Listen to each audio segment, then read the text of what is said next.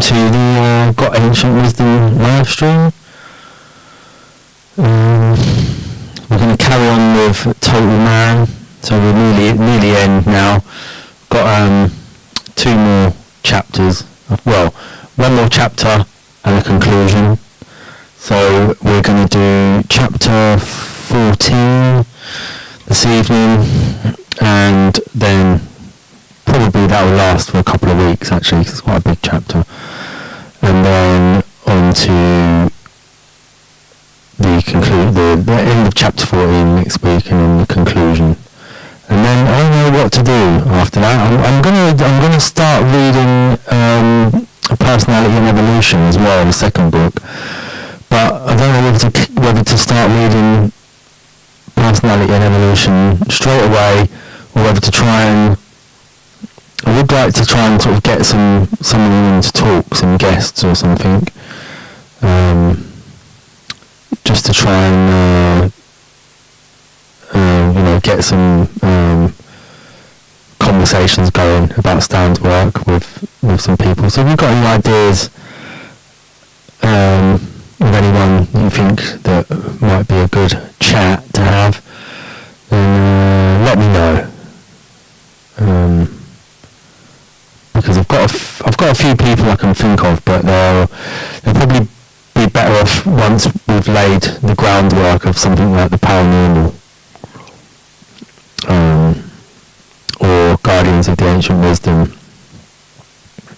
the books. I mean, the paranormal and Guardians of the Ancient Wisdom, because the guests I can think of, or people I can think of who could speak on those subjects, we probably need to know that there's like a grounding in that topic first. Total Man's very much just Stan Gooch coming out of being a full-time, and Ralph saying my audio's booming.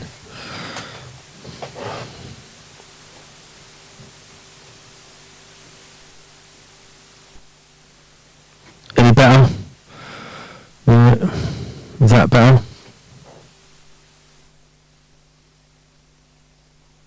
Better?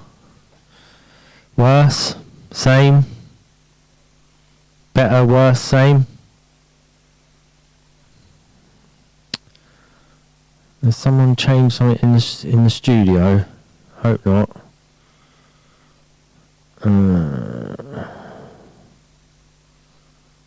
Little bit better. Still booming?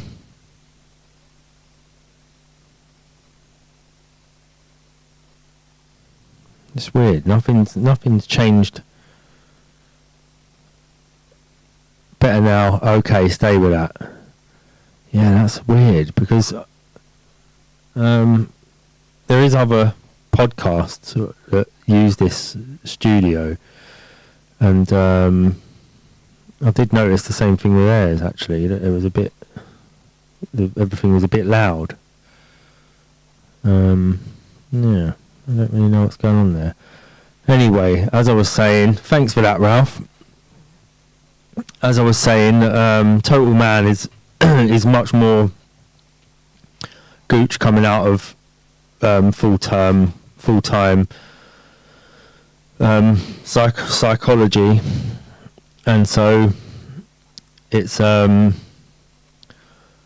quite heavy on the sort of the science stuff, and the defense of psychology. Whereas when Personality and Evolution is still heavy on the psychology, but we're working more towards establishing the sort of hybrid origin theory. So maybe it's best to just sort of keep going with the books.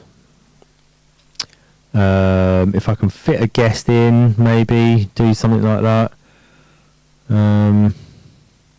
But yeah, I'd like to just keep going with the books ideally, but I want to try and also get some more people listening, because I think that as much as I love having a small group of people, small dedicated army of listeners that are interested and engaged in what's being talked about, it is always, my original intention was to get Stan's work out. So I've got to try and reach as many people as possible. So I think guest is probably one of the ways of doing that. So Ralph, yes, get some guests, yeah.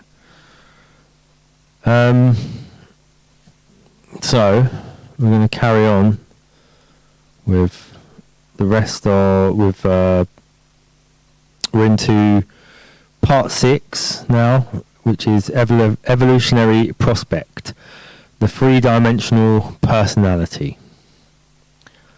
And then we're on chapter 14, art, morality and justice, the triad in Eastern and Western culture. There's going to be a lot of illustrations for this one. The final chapters of a book are normally reserved in first place for the summing up of the central argument or a drawing together of threads.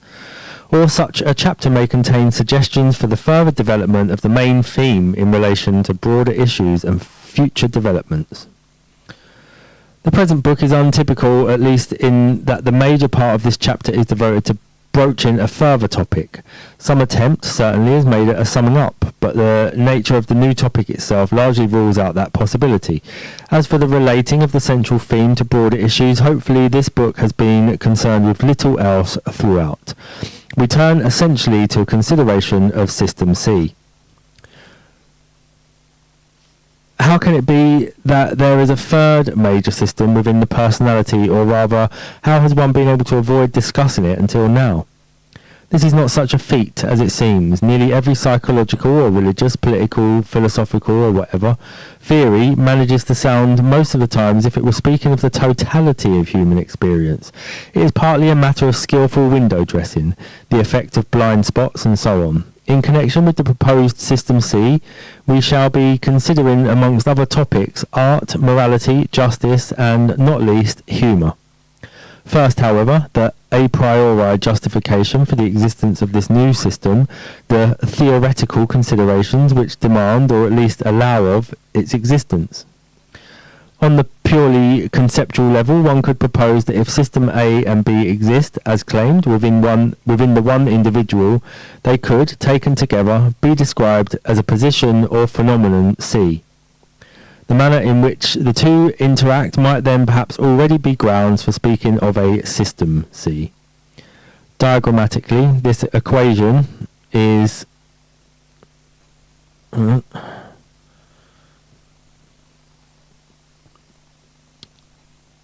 I'll leave this screen up now because I think I'll just go and flick through the slides. So diagrammatically, this equation is B times A equals C. What are the possibilities, however, for justifying the following triadic model? Would this have a genuine relationship to some actuality? C comes from B and A, but not B and A together, B and A separately. Possible initial support is provided first by the fact that the personality, as the present book has pictured it, is no stranger to triads. The following have, for example, become familiar to us. And then we have B, capital B, and then a capital B1 and capital B2. And then emotion is love and hate.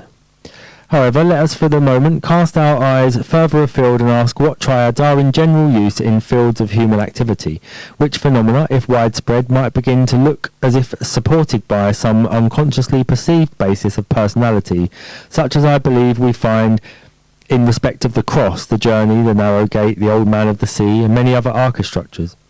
There are indeed a great number of such triads. It is not easy to decide which of these to consider first. Additionally, let us admit straight away that the content of these triads often does not in every case accord well, at least not in all aspects, with the content of the personality triad we hope in due course to establish.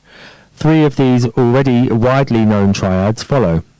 1. Synthesis is thesis and antithesis, which is a description of the progress or development of argument in Greek philosophy. And 2. Reason is appetite and passion, which is Plato's view of the structure of the soul. This triad is possibly a concertinaed or collapsed version of the pyramid of triads shown in the footnote on this page. That possibility is discussed later.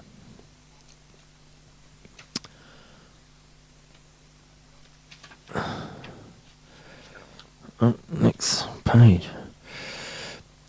3. The third eye of Shiva and mysticism, the eye of inward vision and clairvoyance.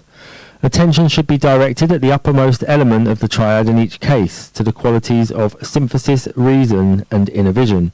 Without drawing each out in the full diagrammatic form, 2 other extremely well-known 3s in our cultural inheritance are Freud's id, ego, and superego, and the Father, Son, and the Holy Ghost of the Christian faith.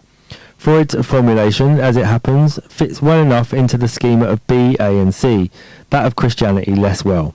Perhaps one should just point out in passing that the trigrams of the I Ching are also 3-line figures.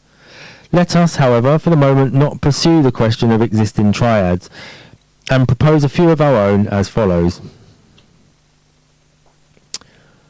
We have art coming from emotion and intellect, and we have reasonable coming from emotional and rational. We have hybrid coming from variety 1 and variety 2, and child coming from mother and father. The full significance of these will emerge. For the moment, the point to bear in mind, as is most clearly and literally emphasized by the hybrid of animal and plant crossbreeding, is that the qualities of the resulting product cannot be wholly predicted from a knowledge of the properties of the parental elements. It is on this note that we can turn to a consideration of art, morality, justice, and humour. 2. As I hope to demonstrate, these behaviours cannot be readily lodged under either System A or System B as defined and described in this book.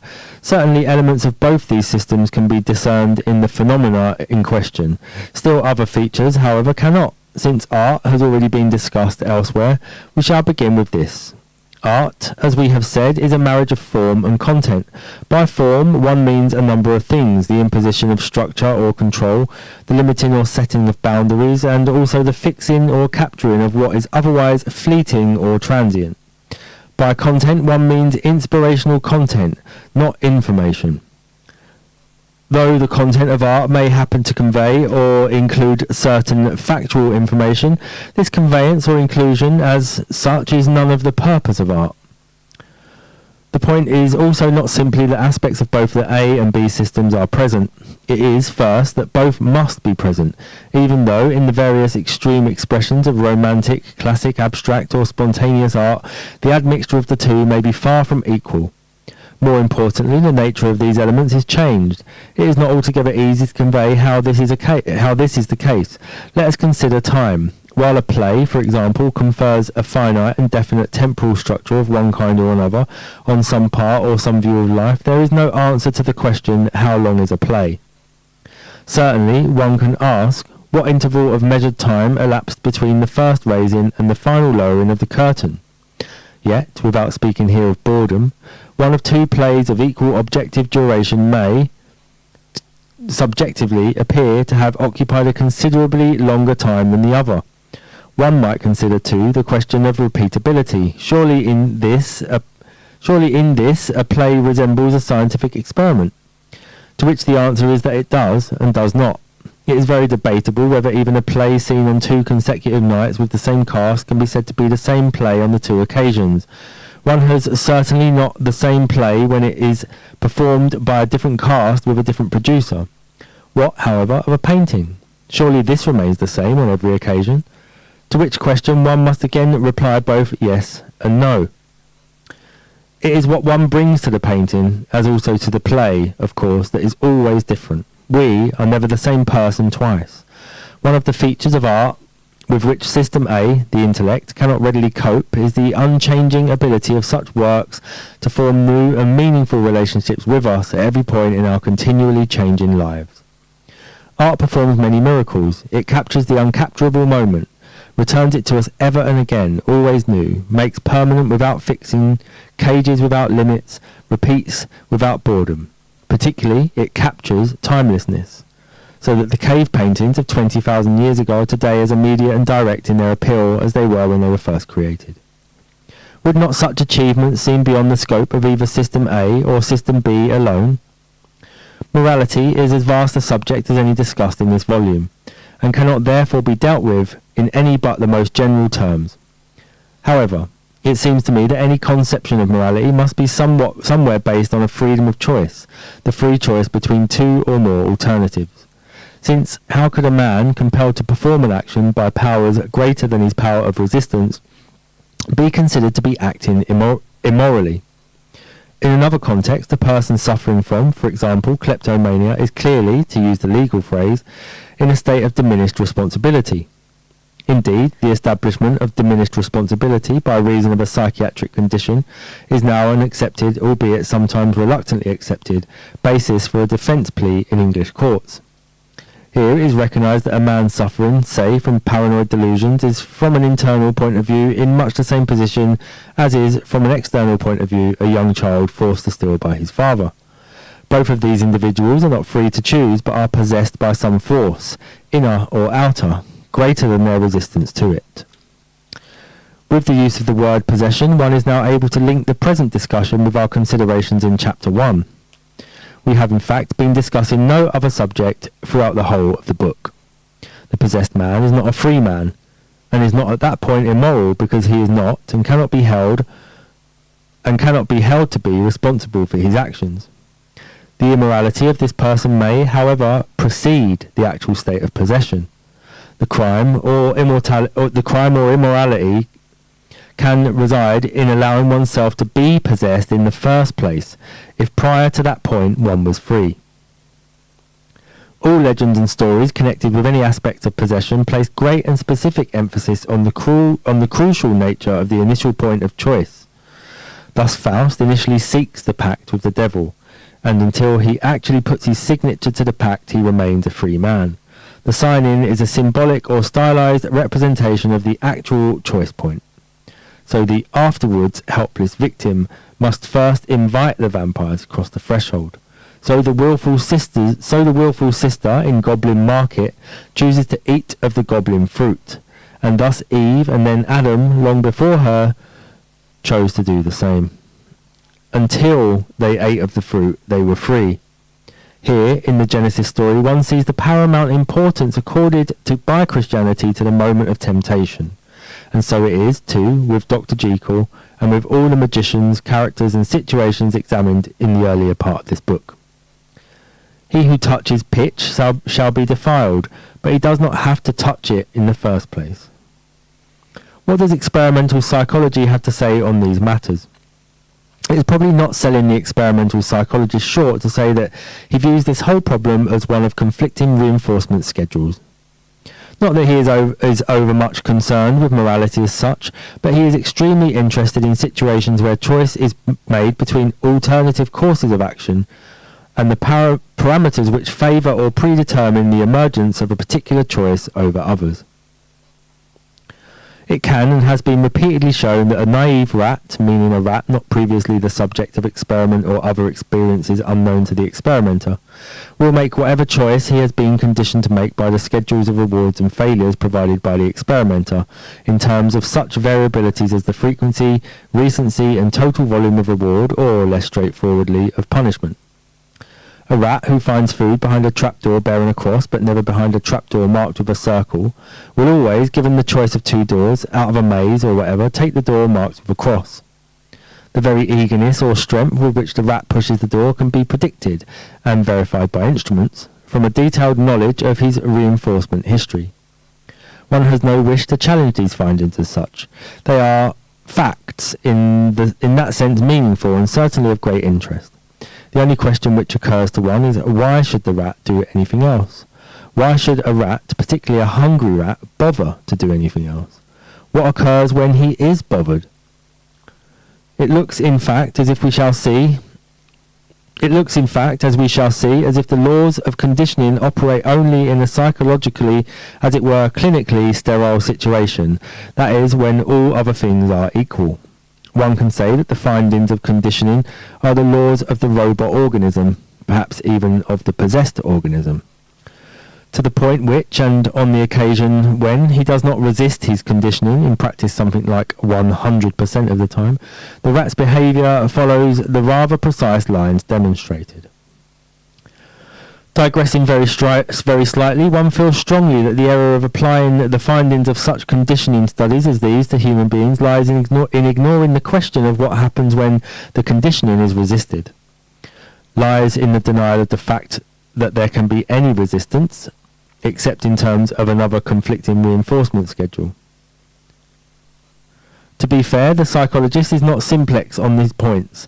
He would agree that the interactions of the various numerous reinforcement schedules to which every organism, and particularly the human being, is subjected in the course of its life are extremely complex and not readily forecast. Though one does not usually see specific statements to this effect, it appears, however, that the academic psychologist tacitly and wholly denies any idea of an independent or overruling volition, what used to be called free will, in the human organism. If an individual does not respond as conditioned or predicted by the reinforcement schedule administered, the explanation is that some other stronger conditioning, some other set of conditioned responses, have been brought into play which were till that moment somehow in abeyance. If the individual does nothing at all, for instance, it is suggested that his general level of motivation is low, implying that he were to do something, it would be what the reinforcement schedule preordains. If the foregoing were true, of course, then no one would be responsible for anything. On this view, we are the products, the simple victims of our conditioning, our past experience in that sense. And without responsibility, there can, of course, be no such thing as morality. That's probably a sentence that should be read again, actually. That if the academic psychologist is correct that the conditioning only works, the conditioning only doesn't work because some other conditioning is in place to prevent it from working, then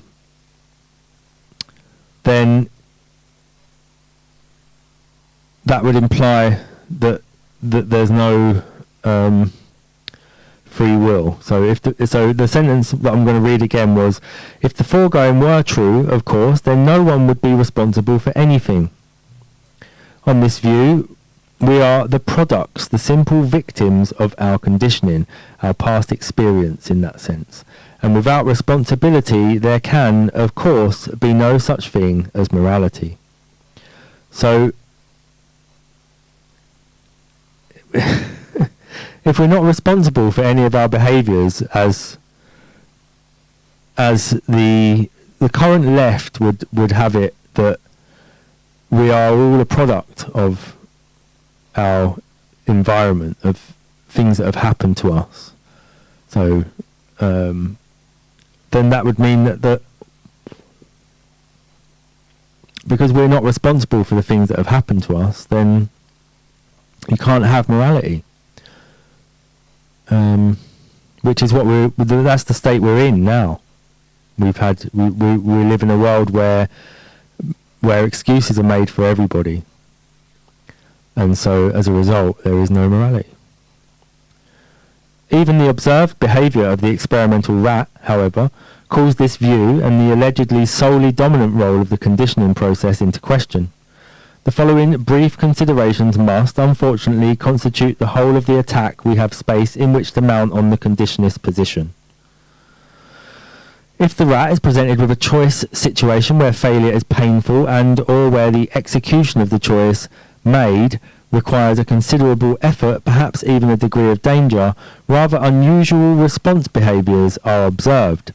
Let us suppose the rat is placed on a stand high above the ground from which he can only escape out by jumping through one of two doors some distance away. The correct door yields instantly to pressure and deposits the rat on a cushion. The wrong door is solid. The rat receives a painful bump on the nose and falls a rather long way to a safety net. In such choice situations, the rat indulges in what psychologists have labelled VTE, vicarious trial and error. That is, he examines both doors carefully, leans out towards them, makes little movements as if jumping, though clearly not actually intending to jump at that moment, as if trying out the two alternatives in a kind of hypothesized reality. Something would, at any rate, appear to be going on in his head. Let us anthropomorphize and perhaps sentimentalize the situation completely. It is as if the rat is saying to himself, "Now wait, there's a door with a cross and a door with a circle. Up till now it's always been the cross, hasn't it? Never yet had a good result with a circle. Okay, the door with the cross it is," and he jumps. If the rat has undergone some reinforcement with each door, his vicarious trial and error behaviour is more marked and lasts longer. Here he must weigh degrees of conflicting experience. If the experimenter at some point randomizes the correct situation, that is, offers no correct solution, it being sometimes one door and sometimes the other for no actual reason, a further interesting development occurs. The rat settles for one door or the other, the door with the cross, the door on the left or whatever, and thereafter jumps for that door every time, regardless of the outcome. This stereotyped response persists long after the experimenter re-regularizes the experiment so that a correct solution is again possible. During this lengthy period, a rat will time after time monotonously bump his nose and fall into the net. These responses are not easy to account for in straightforward conditioning terms. Would one not expect the rat's behaviour to remain as random, as disorganised as the schedule itself? Moreover, it is possible to regard the rat's response as extremely stupid or extremely shrewd. The stereotyped response might be a breakdown of all attempts to cope with the situation, or the rat may have decided, like some gamblers, that since nothing he does seems to have any effect in what seems a game of pure chance, he might just as well do the same thing every time. The demonstration of VTE and stereotyping already perhaps creates certain difficulties for the conditionist position. Already there it begins to be as meaningful to speak of drawing on one's experience as of response to conditioning. Certainly the outcome is, in effect, in many ways, though perhaps not in all cases, the same. The first phrase, however, drawing on one's experience, unmistakably implies, whether justified or not, some kind of choice.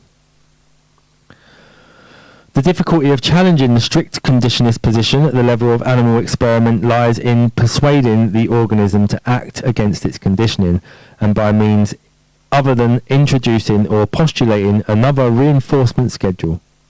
The question one is seeking to resolve is whether an organism, in particular perhaps the human organism, can act against its conditioning, its experience and learning, and if so, whether merely under the counter-influence of some sort of counter-conditioning, or whether by means of some part of the personality which exists in some kind of independence, either total or relative, of the conditioning process.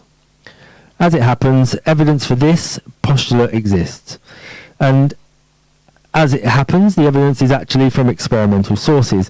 One finds it only an occasional or passing reference in the literature, so that it is clear that the psychological establishment fails to grasp, or does not wish to grasp, the significance of this phenomenon for the structure and functioning of the personality. Instead, as the extracts which follow admit, the experimenters by and large prefer to concentrate their attention on animals, where these difficulties do not arise. The extracts are from a discussion of conditioning principles, mainly in connection with the responses of human subjects to various conditioned stimuli, nonsense syllables, flashing lights, and so on. Okay, so this is a quote from GHS Razran. Razvan assumed that these differences amongst subjects were due to their attitudes, so he tried giving subjects positive and negative instructions at different times.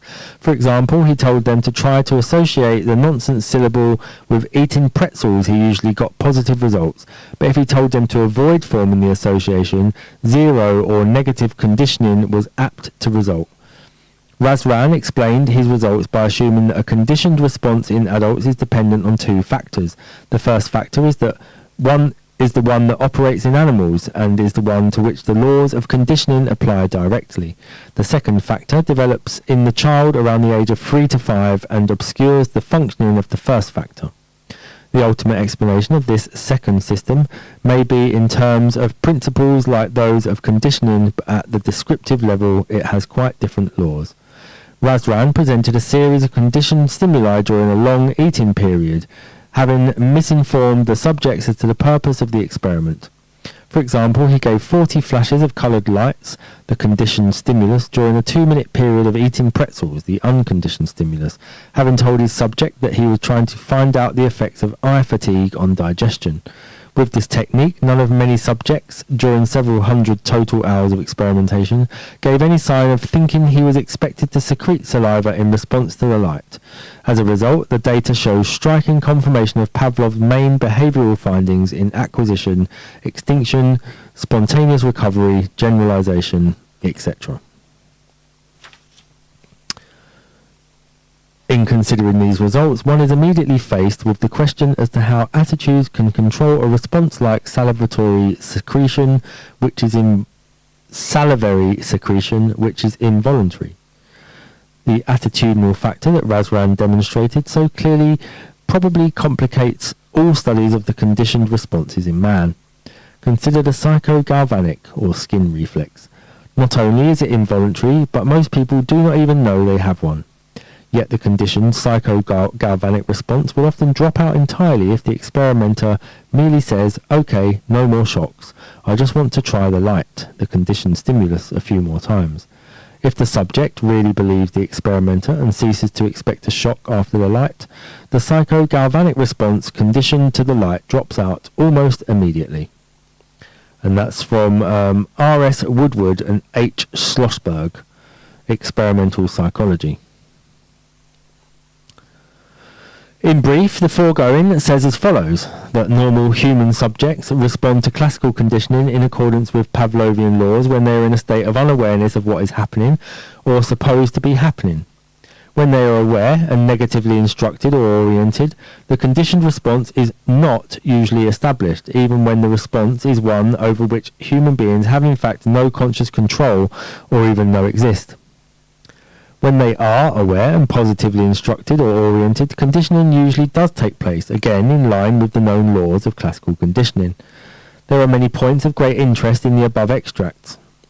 Though they do not use the term, and are not these experimenters in fact discussing human free will, the exercise of choice and control in the management of the psychological economy?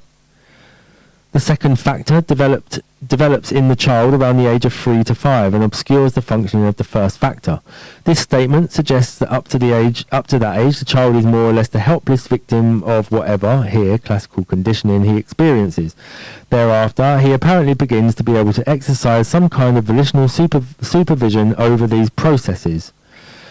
Why, one wonders, is this statement not printed on the front of every psychology textbook? Something along the lines discussed is, on the other hand, assumed by many non-experimental psychologies and philosophies as well as religions. Woodworth and Schlossberg report that if the subject really believes the experimenter, the conditioned psychogalvanic response drops out almost immediately. May one alter believes into trusts the experimenter? What one would very much like to know is whether the same results would be obtained with clinically neurotic and psychotic subjects. One suspects not, though for the moment this remains only an assumption. One should bear in mind, however, that in these reported experiments one is dealing with normal, balanced subjects. It is indeed remarkable, as the writers themselves comment, that a function of the autonomic nervous system, a function, in this case, that the subject does not even know he has, can be regulated by a conscious attitude and a conscious instruction, that is, by the central nervous system, System A.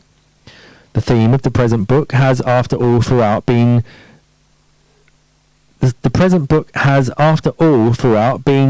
that the theme of the present book has after all throughout been that the two major personality systems are antagonistic, have different aims, do not work in conjunction, influence each other as a rule only occasionally and to small extents, and then more often than not interact disruptively and negatively. In particular, it will moreover be obvious that the results described by Woodworth and Schlossberg is precisely the opposite one to that obtained in connection with the lie detector test or the tachistoscopic projection of taboo words.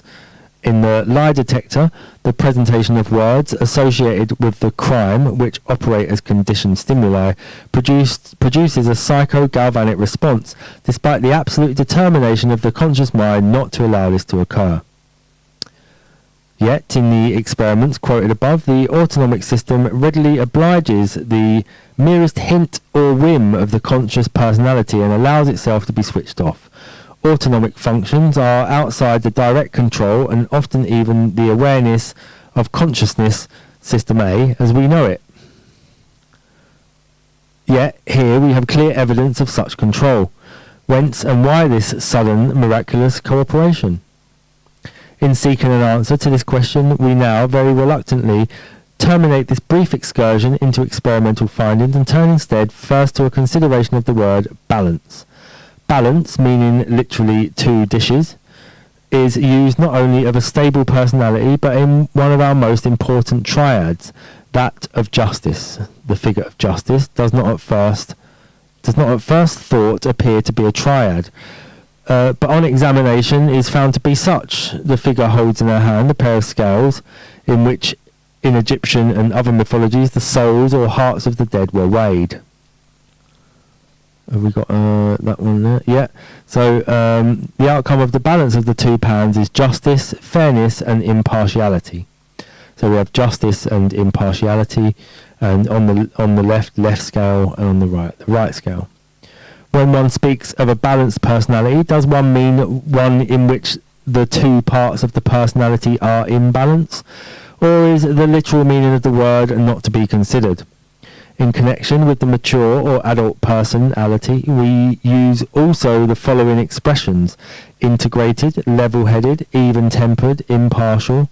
We say of such a person that he is not one-sided, biased, partisan, and not impaired in his judgment.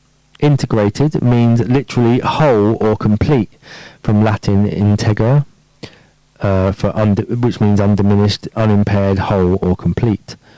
Impartial means not divided. Impartial means not divided or separated, so Latin partire, to separate. Impaired literally means unequal, Latin paria, equal. It is very interesting also that the mathematical sign for equals is two lines. In English, of course, the word pair comes to mean two. One sees, therefore, that the concept of two-ness and not two-ness are fundamental to many of these words and concepts. In the integrated and desired situation, two-ness is replaced by a oneness. We are concerned in this chapter particularly with this oneness, and to show, more especially A, that this oneness is the product of two-ness, and B, that the qualities or attributes of oneness are other than or are additional to the attributes of the two contributing parts. Snowy is saying the gain's a bit high as well.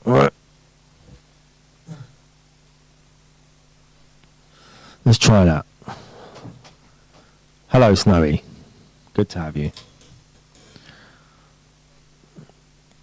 Let us revert momentarily to the experimental situations described by Woodworth and Schlossberg and the opposed findings of lie detector experiments. Once again, we wholly anthropomorphize the position. In the former case, it is not as if the two parts In the former case, is it not as if the two parts of the personality, the central nervous system and the autonomic nervous system, are working together as two colleagues engaged in a combined project? System A calls over, "I say, Bert, would you mind switching off that psycho-galvanic reflex?" "Right-o," shouts Bert, switching it off. The situation is one of ease and harmony, Greek harmonia, a fitting or joining together. In the case of the guilt-ridden individual and the lie detector, one has a very different situation. System A screams, "For God's sake, switch off that reflex, you bastard!" And System B returns, "I'll see you in hell first." It is indeed into hell that the personality has moved at this point. In the situation of harmony, the miracle is achieved of the two antagonistic systems working together, as if there were one system, an outcome, once again, that could hardly have been predicted. There is no manipulation involved here, rather we have a situation of coexistence and benign mutual influence, an appropriate, undisputed division of labour, and incidentally, an extended range of achievement potential. Is not this, too, an excellent description of a good marriage? Or rather, one should say that this is the possibility. One should refrain from speaking euphorically of this situation, as it were, more than an occasional actuality. In summary, we can perhaps claim that a first case has been made out for the reality of System C. That is, moreover, not merely a conceptual framework within which hypothetically to contain the actually existent System A and System B. System C seems actually to exist, though, as it were, as a beginner, a guest lecturer, an occasional student, not yet a permanent feature of our psychological landscape. The manifest attributes of this third system seem to be wholly desirable. In respect of it, we find in use such terms as balance, justice, reason, integration, synthesis, harmony, inner vision, clairvoyance, and so on. However, let us descend from these somewhat heady heights to more mundane considerations, which nevertheless perhaps carry rather more weight. When the two systems A and B are working in harmony or balance, a freedom is conferred upon the personality, or, if preferred, a whole personality is created, which the person does not possess when either system is favoured at the expense of the other, or attempts to function as if it were itself sole arbiter of the individual's destiny. The integration of the two systems either creates or permits to emerge, or both, a potential third system, System C. One is driven to postulate this third system partly by reason of the fact that the liberated personality evidences qualities and abilities not found in either of the component systems. At this point, we may perhaps attempt to produce a descriptive expression or label which can be used to summarize and convey the nature of System C as we perceive or experience it in others or ourselves, in terms, that is, not of theoretical concepts, but of the life experience and of actual people. There exists in Yiddish the expression Mensch, this being a straight derivation from the German Mensch. The German word means a human being. Much more than the English expression, however, Mensch conveys the qualities which are only sometimes indicated by the phrase in English, namely the qualities of sympathy, decency, and humanity. In Yiddish, in particular, these aspects of the term are wholly paramount. Thus, in that language, Mensch means a good guy, a straight person, a regular person, a decent sort, a vulnerable and feeling, though by no means soft or stupid individual. The kind of man or woman one can turn to and is glad, even proud to know. There is no comparable term in standard English. However, amongst English-speaking Jews, who deliberately or otherwise tend over generations to produce English equivalents of such Yiddish expressions, the word person now carries the value of Mensch. Since person both exists as an English word and can, without too much forcing, be made to embrace precisely those behaviours which we have postulated for System C, let us adopt the term the person for our third major personality content, conferring on it the necessary status by capitalisation. The overall personality triad thus emerges. We have person made up of self and ego. Possibly the most striking of the attributes of the third system is humour. One does not intend here to attempt to analyse humour or to define it. Whatever the reader understands by humour will serve for present purposes. However, turning specifically for a moment to laughter, one is thinking of the relaxed response suggested in the phrase helpless with laughter. One excludes forced laughter and hysterical or manic laughter. In forced laughter, the individual concerned is almost certainly not experiencing the inner state, which is the correlate of true laughter, though for reasons of his own he wishes us to think that such is the case. Hysterical or manic laughter is best viewed as a minor state of possession. True laughter, on the contrary, is best described as a release from possession. Genuine humour may be further considered to lack as an intention all cruelty, spite, contempt, derision, and so on. These comments on the subject must suffice, otherwise we shall find ourselves, despite the earlier disclaimer, engaged in the business of definitions. The question of humour is raised here principally in order for us to discuss its absence. For the hallmark par excellence of the pure System B and System A statement is the lack of humour.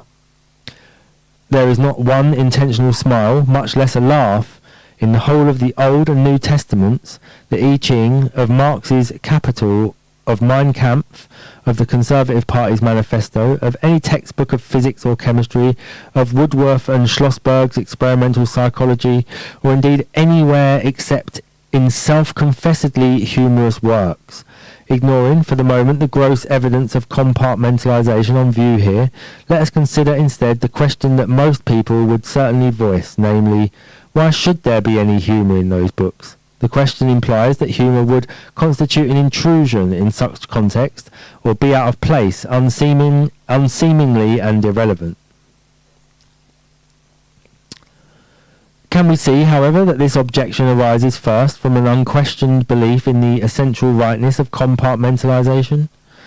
I am not concerned here with whether or not, or for whatever reasons, it might be a good idea, say, to have a joke printed at the foot of each page of a physics textbook, or for that matter included at intervals in the text. One is asking why it is apparently self-evident. One is asking why it is apparently self-evidently true for the majority of individuals that this should be so. For the present book, the key to the situation lies ultimately with the archetypes and archetypal behaviour of the ego and the self, and with the essential estrangement of System A from System B that we see in all societies both of East and West. At its broadest, the division consists of the, as far as possible, complete split into the two camps of Caesar and not Caesar. Societies as a whole may be viewed as occupying one or other of these two camps, but the two camps, of course, also exist within each single individual, as repeatedly emphasized. By virtue of the felt need to guard the frontiers of the camp against the constant threat of infiltration by the enemy, the forces of the opposing system, there arise the two concepts and mental states of self-importance and ego-importance. These two ideas are normally, and from the point of view of this text incorrectly, covered by the one term, self-importance. For immediate purposes, a small s will be used for that common term, and the capitalized version, self-importance, when the importance of the self as opposed to the ego is at point. Ego importance, which is what is normally called self-importance, is the easier of our two to identify. It is demonstrated by the love of status and the trappings of status, by titles, honours, uniforms, medals, by the existence of and adherence to rigid and complex rule systems and procedures, hierarchical structures, by emphasis on precedence and tradition, by competition, by praise and spoils for the victor and contempt for the loser, and so on. One need hardly continue this list. Self-importance, as defined by this book, is harder to demonstrate, this capital S, self-importance, though it is exposed shrewdly enough at many points, for instance, in the Old and New Testaments. One may speak, for example, of the pride of humility, of the holier-than-thou, or I have suffered more than you syndrome, what we would probably call today virtue signalling or victim status. The subject of the sin of actually seeking after suffering of more than willing martyrdom is also allied here. Such are discussed, for example, in T.S. Eliot's Murder in the Cathedral and Robert Bolt's A Man for All Seasons. There are, too, a number of versions in various communities of the East and the Americas of the pride in winning by giving away most. The most generous, often therefore finally the poorest, man has the most merit.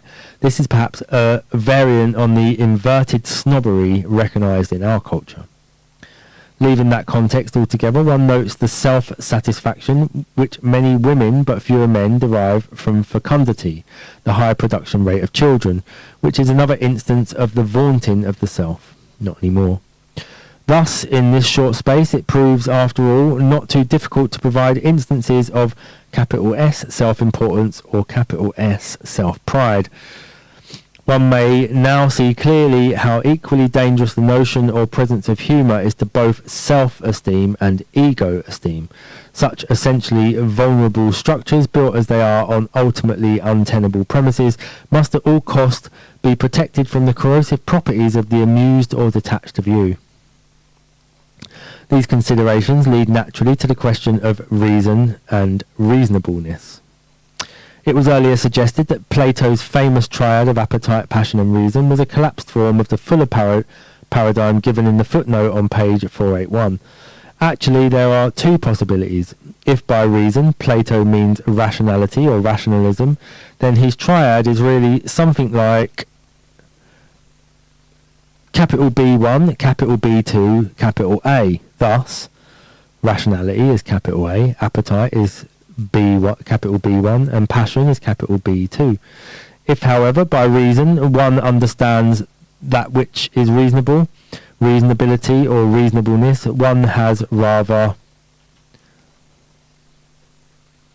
reason C, and then below that is something else that then appetite and passion come from. The present text, at any rate, wishes... so that'd be an A, yeah, sorry. The present text, at any rate, wishes to distinguish sharply between rationality and reason. Reason is then understood to refer to what is contained in the two words reasonable and reasonableness. Rationality is the abstraction from rational and rationalist. The rational can be defined for present purposes as logical but cold. The reasonable as less rigid, and while in no way irrational, certainly containing a measure of the warmth and yielding qualities of System B. Reasonableness is seen as an attribute of the person, rationality as a characteristic of the ego.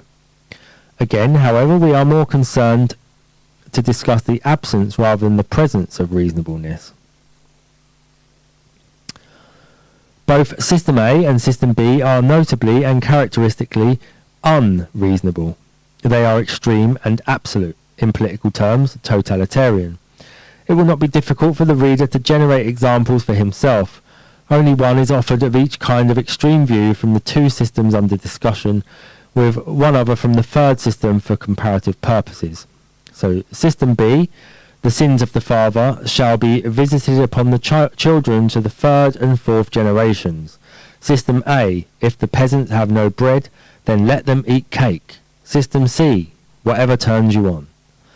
The third statement here emphasises what is so sadly absent in the two earlier statements, tolerance.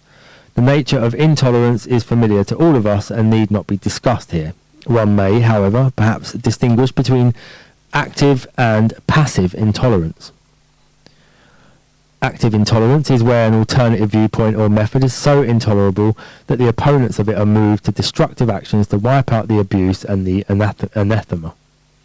Passive intolerance, which is as undesirable since it can always become active, is where a rival concern is suffered to exist, but without the concession that it has every right to exist. That right is conceded in perhaps the most famous, if slightly unreasonable, statement of tolerance of all. I disapprove of what you say, but I will defend to the death your right to say it. We've heard that so much in the last 4 years. Slightly unreasonable statement of tolerance. Number 4. It is a saddening observation that the majority of individuals in our society, as in all present societies, appear content to live out their lives under what we must call the dominance of archetypal symbols and situations, the largest archetype being that of the part personality, ego and self.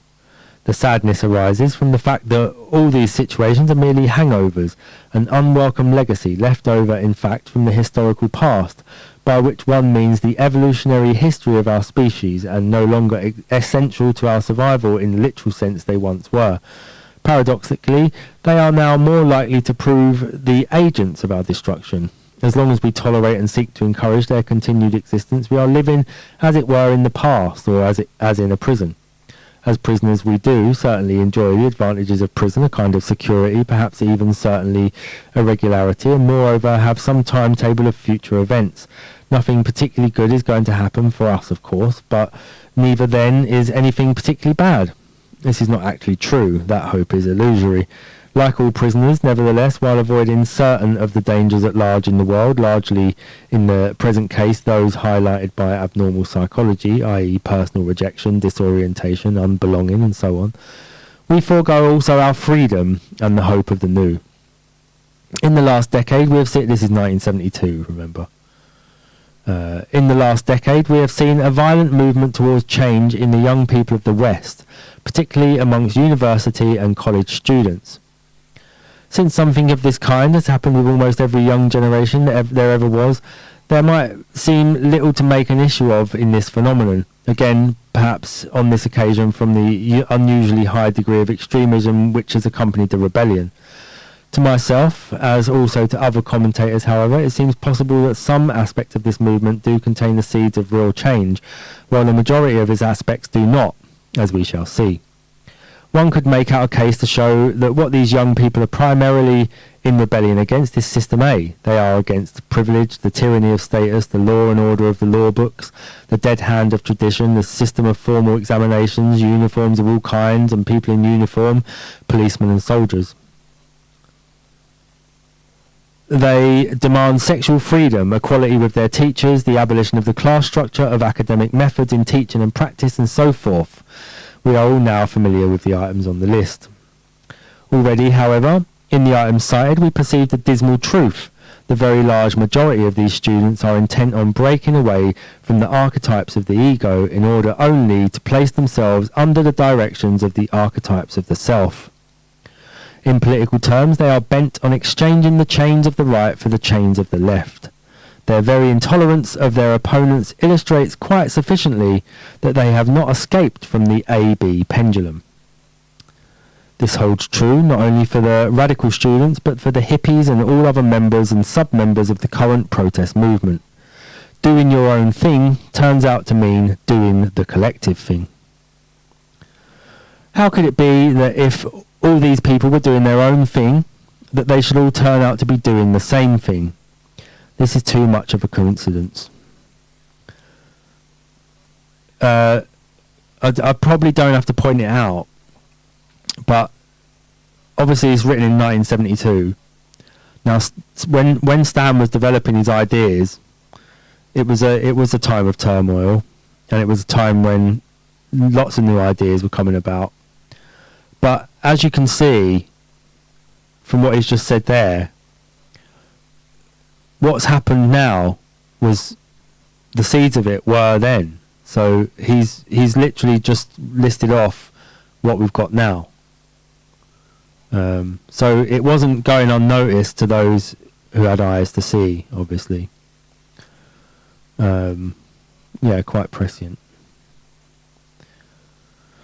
Of great interest too is the fact that the protesters are able to see the essential mediocrity, drabness, pointlessness and hypocrisy of the establishment without catching any glimpse of such features in themselves, just as the establishment in turn readily perceives these qualities in the protesting factions without being able to turn the same clairvoyant regard upon itself. Timothy Leary's The Politics of Ecstasy contain many incisive and original insights into fundamental sicknesses and degradations of established Western society. For these we must be very grateful. Yet what is his main alternative? A return to System B. The straightforward recommendation of a return to religion, to the collective experience, even indeed to the tribal experience. All versions of the radical movement, and in particular the socialist movement, operate under the delusion that they are new. In fact, as we have shown, their basis is extremely ancient, predating the rise to dominance of System A. One clue perhaps, is in the word radical itself. It is taken from the Latin radix, meaning a root. These movements then derive their impetus from the roots or origins of the personality. The official view, however, is that the radical somehow means progressive. A better description would actually be regressive. For this, in personality terms, is what is involved. There's more to go there, but we're going to stop because it's past. So, but a very interesting insight into the time when Total Man was written, and the application of System A and System B to the establishment and the radicals and the progressives. I mean, there's so much of the language that he uses there has become the language. And Snowy's saying some stuff in the chat. I see my pops, more Cro-Magnon to me, more Cro-Magnon than me, more Neanderthal.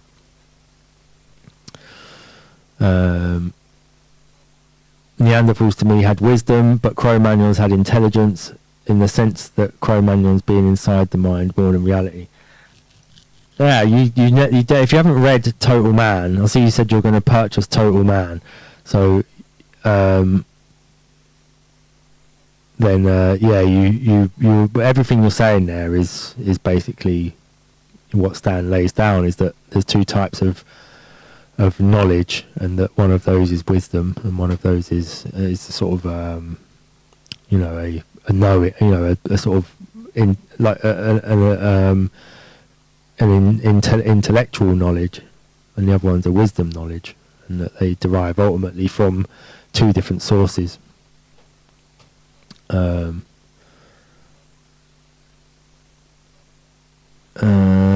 Ralph saying radicals eat avocados these days. Yep, that is very radical. Yeah, but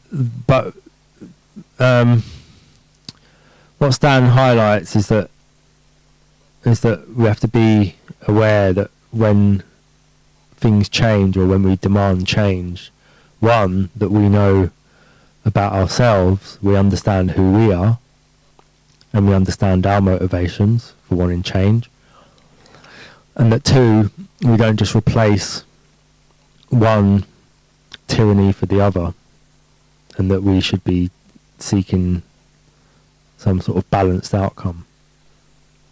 And that's why I'm trying to highlight this work, really, is because I think that and I agree, Snowy, that Stan Gooch is a genius. I do agree, and I think he points out something in such a simple way that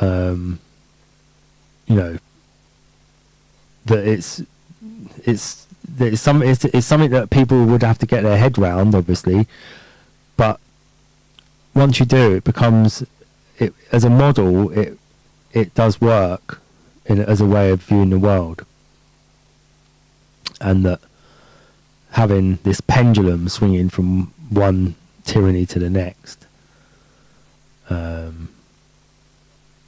is, as he said, it's like being in prison. You know what's going to happen tomorrow. If you understand the past, if you understand the way humans work and where they came from, then you can predict the future, because it's just going to be the same as the past, because there's not going to be any change. Whilst we still are unaware of who we actually are, we're going to keep making the same mistakes. And so you can see how history tells the story of the future as well. And it's been noticed over and over again that history repeats itself. Why would that be? Why would history repeat itself? Well, history repeats itself because history is made by humans, and those humans are unaware of their origin. And you can't move forward without understanding where you've come from. So we've got to get it out there. So anyway, thanks to everyone for tuning in, and for Ralph and Snowy in the chat. And have a good week, everyone. And if you're inclined towards freedom, well done, Carl Rittenhouse. And and I'm going to get out of here. See ya.